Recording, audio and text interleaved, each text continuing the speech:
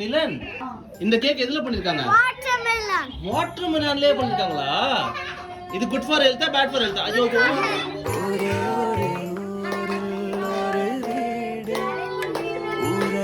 Happy birthday to நிலன்.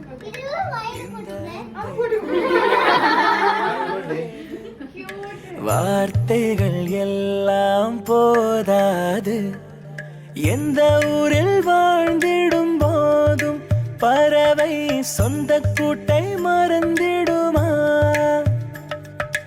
எங்கு சென்று பூத்திடும் போதும் மலரை வேர்கள் விட்டு கொடுத்திடுமா? வேறெங்கும் இல்லாத வேறாரும் சொல்லாத இதிகாசம் இந்த பாசம்தான். ஒரே